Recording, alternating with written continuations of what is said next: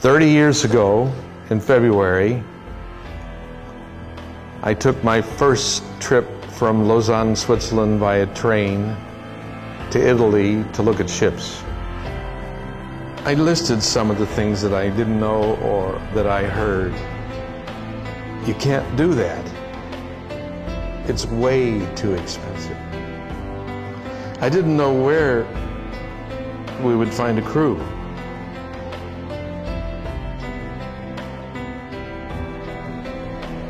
I didn't know what I didn't know. I was 32, that's awfully young. 30 years ago,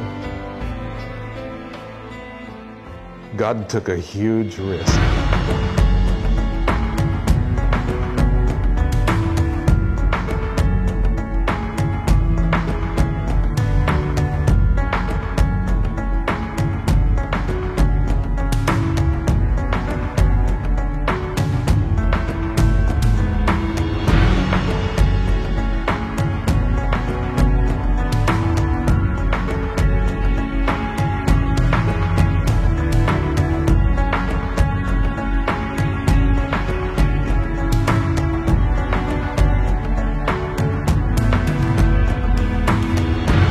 I could say it all started with a hurricane, or reading a book about the famous SS Hope. I could say it started with meeting Mother Teresa, or with the birth of our special needs son, John Paul. Or I could say it began with my parents' simple way with grace and mercy and dignity with their small town helping hand. I could say all of those things about the very beginning of the idea that became Mercy Ships. And they'd all be true.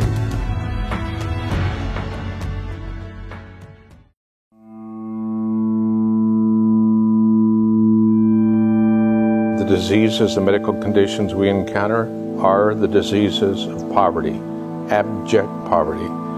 Much of what we address would not be there if it weren't for the level of poverty in these nations.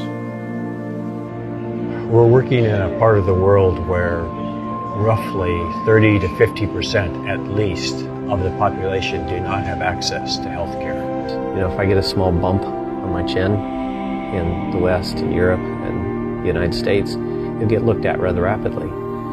But in West Africa, there's no one to look at it in many places, either by financial means they can't afford to get looked at, or there's physically nobody there.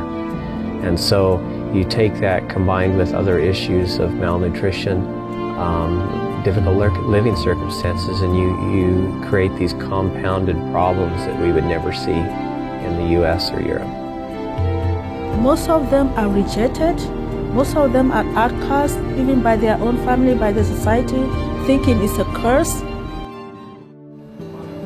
When a patient gets a surgery on board, obviously suffering's alleviated, which is very important.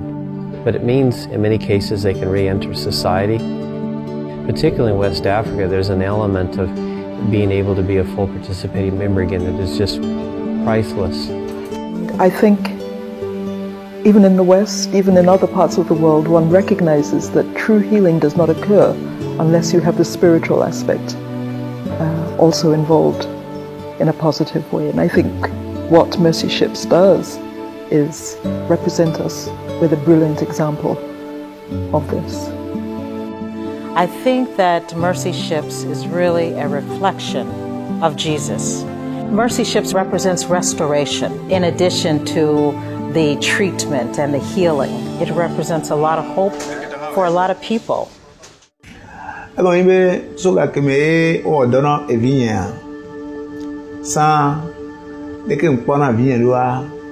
Mkwenebe etonu vovo kakari jibi pe ngbale afire na be ame alate wa no agbe kakala la onde o no po la on sisi na o wa ke mo wu ga me webe mo wu la so me luru da yuna ba odo na devi ana ma edu jijo na ko odo na vare leke mpo na jijo do wa Nemble ni ami la wa se me daji.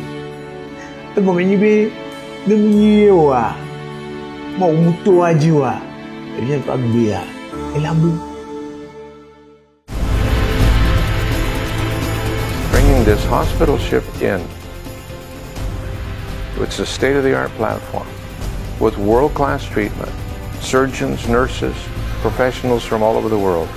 Offering this free of charge at the highest standards is unique.